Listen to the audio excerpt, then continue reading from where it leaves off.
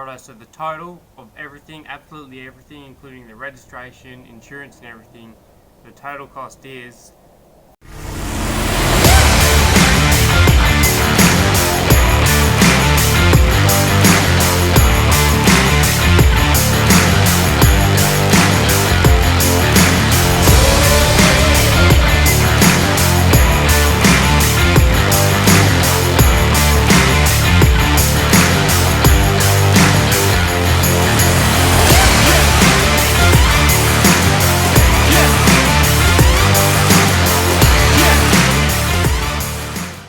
Righto, g'day guys, this is the Outback Tracking 500 kilometer review of the GQ, which is actually a Ford Maverick. So basically, in this video of the 500k review of the MAV/GQ Patrol, we're going to go over what I've touched since it's been registered, what I've been doing since it's been registered, the price list of everything it's costed to get it to where it is now. And what else are we going to talk about? What it's like driving this every day. Basically what I've thought about it or what's come up as a passenger, because I do have a passenger occasionally. So this has been registered for 2 weeks now. It's been on the road. I've been driving it as my daily since the Hilux is broken. So I've been driving this for about 500 k's as a daily. Took it out for driving last weekend, which was pretty good. We'll talk about that more. But first things first, I haven't really touched it since it's been registered. The only thing I've done to it is I put on 2 new belts, which one was for the alternator and the other one was for the aircon. So I actually hooked up the aircon, got that gassed up. So we have cooling in the MAV now, which is good because you need aircon on 42-degree days, which we're going to have tomorrow, well, Friday. Righto. Right, so I've got a list for the pricing. So, as you would know if you watched the first episodes, this vehicle actually cost me $1,100, so $1,100, which is extremely cheap because the farmer who sold it to me didn't want to put a clutch in, and a clutch would cost a few grand. So that takes me to my next point.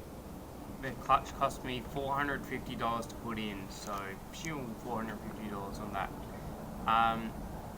which is at trade price. Most of these are at trade price because I'm a mechanic, but all the time isn't paid for because I am the person putting these in the car. So next is the power steering pump rebuild kit, which is $40. I got that on eBay from Boss 4 Drive, I believe. They were pretty good. It was in the middle of coronavirus, so shipping took about like 5 months. It was crazy, but we got there in the end, and you'll see it's working like a charm. Power steering belt to go with that, $15 from Burson's. A fan for the viscous hub at the front of the radiator. That cost me $30 from Online Auto Parts, and their delivery was within days, which is crazy. And it is probably one of the best mods I've done to this because it keeps it so cool. It doesn't even reach halfway, which seems unusual for a Patrol of its age, but worthwhile doing, I reckon. Change fan. The overflow bottle, which was cracked and perishing, cost me $33 from Burson's. It was pretty good. Just screwed in, screw out. Now with that power steering pump, going back to that, we're going to sell the old one because I got one off Facebook Marketplace for $50, but I'm not going to put that in because we will sell that probably for $100 or so once I put a rebuild kit in it too. So next I put in the engine mounts. They cost me $43 each, so that gives it a total of $86. Sure, we'll put that up there in the total. Yet again, Burson's pretty good. I put them in myself, as you saw. Now we went through a fair few bushes because the diesel leak destroyed that. So the panhard rod bush was $43, so that was both of them, the top and the bottom one. Then we had to put in sway bar bushes, $10. They're like little as easy as to put in. I might put extended links in when we put the lift in later, but that's another episode. Now the tyres, the Maxxis big horns that I have on now, that are pretty much bald, cost me $150. Yes, I know I paid way too much for them. Probably should have only offered $100 at the most, but I was pretty desperate for that size to get it registered because I didn't want to go too big and not pass rego. But they'll be going soon, and we'll be putting on some more. Out of frame, they're sitting over there looking pretty big and chunky.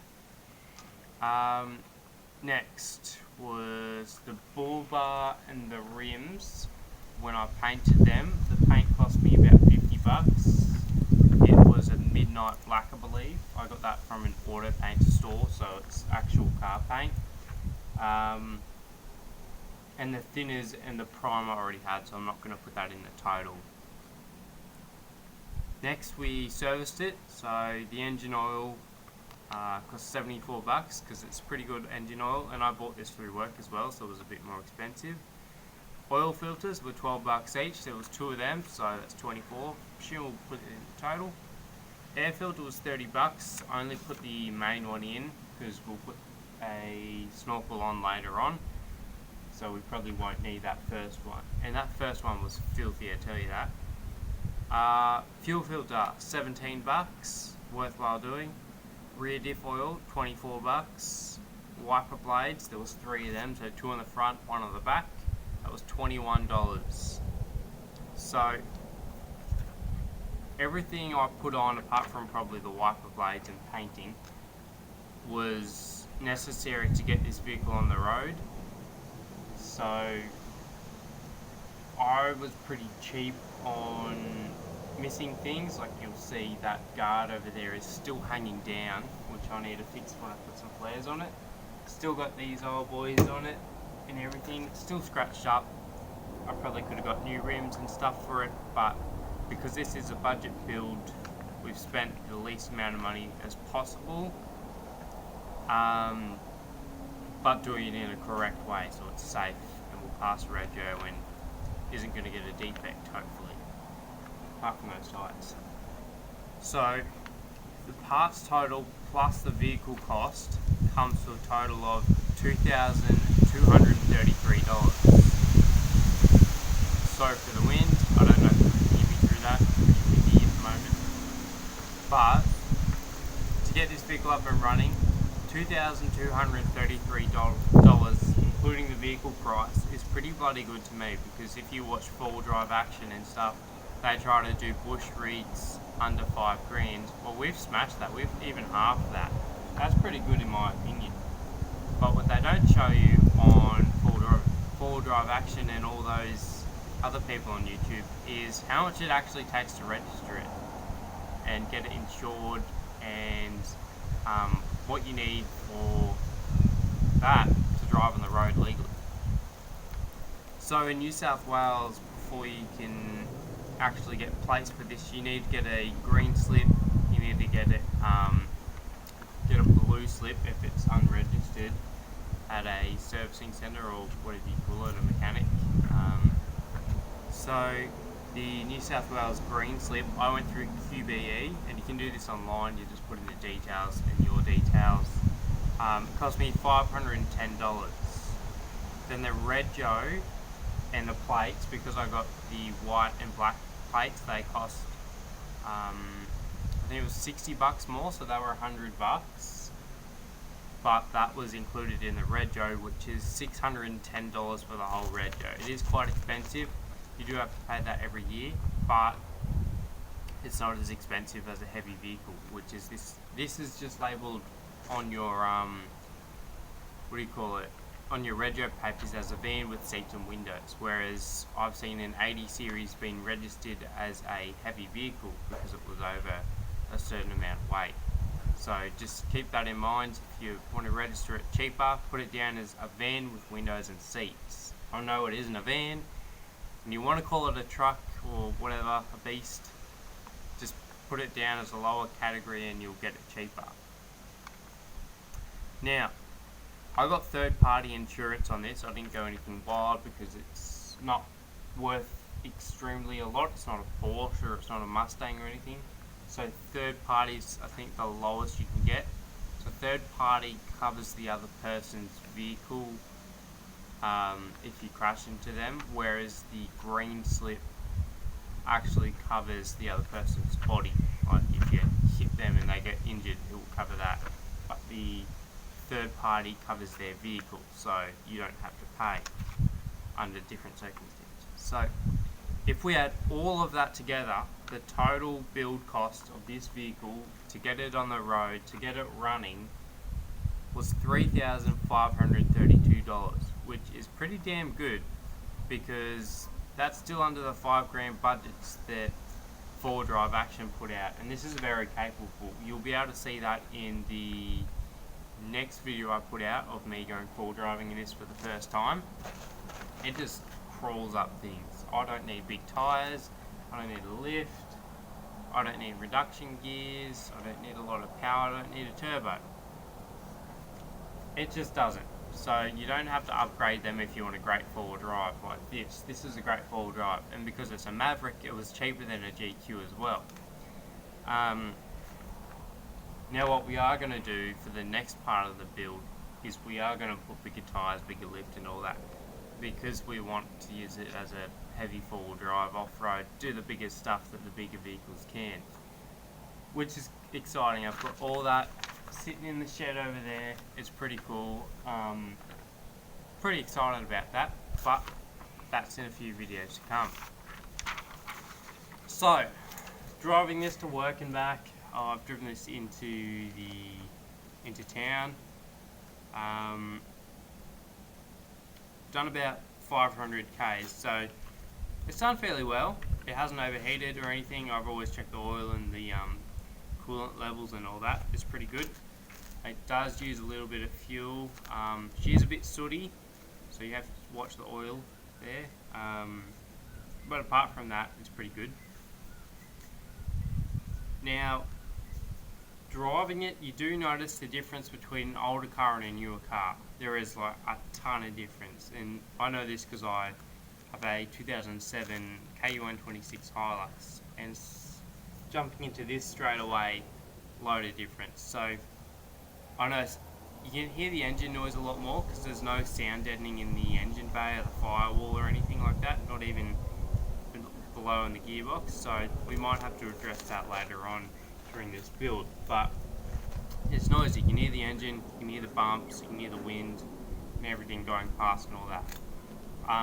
It's understandable, so you know, that's what you get with an old car, I guess.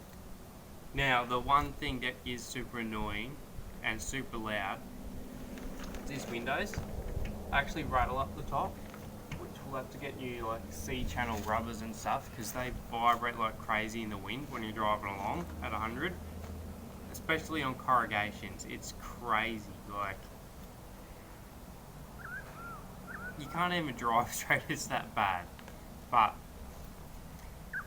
just shove a piece of paper up in there and it stops rattling. But it should be good for now. We'll change it because it is super annoying. But yeah, that is definitely one of the most noticeable things in this car. Now, the suspension that has on it, I'm not quite sure what it has. I thought it was stock at first, but looking at it now, it looks like a 2-inch lift. Not sure what brand either or anything, but it's rough. It's rough as guts. The shocks feel like they're flogged out. I had to put the tyres down in their pressure. I had them at 40 for road use, but I think they're probably sitting at about 34 now, just to soften the bumps. Yeah, it was crazy going from a Hilux, just driving along on all the bumps, IFS doing its thing, and you got the solid axle just crashing down, trying to flex on everything.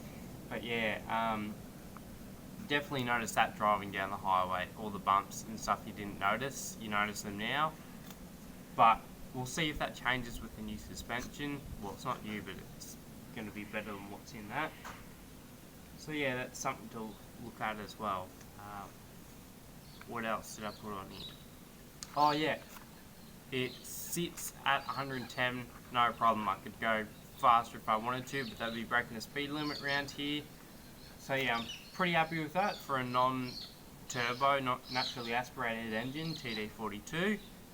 Just cruises. I don't know what it will be like with the bigger tyres, but it's pretty good. The wheel alignment is out on this, so I will have to check the toe in and toe out, but I think the steering wheel's been put on wrong. It's sitting like 180 degrees the wrong way. But yeah, it's pretty easy to steer as well. It doesn't drift off or anything too bad. Like just your normal average car drifting to one side for the wheel alignment. But yeah, it's pretty good driving. Fifth gear, 110, no problem down the highway. Move on. The lights on this thing, because it still has the original sealed beams, which means basically the globe is the actual headlight. It's sealed inside, you can't change it.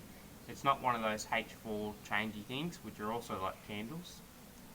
We're definitely going to address that, put some spotties or something on, get new headlights, and hopefully that will fix it. But yeah, it's bad. Those headlights are bad, so we'll change them eventually, I think. And yeah, that's probably about it. Everything else is pretty good. I mean, the gearing, you have to get used to the gearing. It's a bit different to driving a Hilux with higher gear ratios and all that, and the diff ratios. Especially when full driving, you can notice you can drive slower in low range and it will actually crawl compared to something with probably a high gearing ratio in the gearbox and the diffs, where it gets to something and it wants a little bit more throttle to get up. So yeah, that's pretty nice. And yeah, I haven't had any problems with overheating in the heat. Been driving this on a few hot days and hasn't worried it. Not even the thermostat yet, thankfully. Touch wood. Is there any wood? That'll do. So yeah, Maverick 500k review, excellent. Wouldn't change a thing, but we're going to change a lot of things in this. So look forward to that. Thanks for watching this 500k review. I think it will be a short video, hopefully, maybe. I don't know. Hope you enjoyed. With prices, we'll put that up here again. Pew! Righto, thanks for watching. I'll see you all in the next video of the GQ build.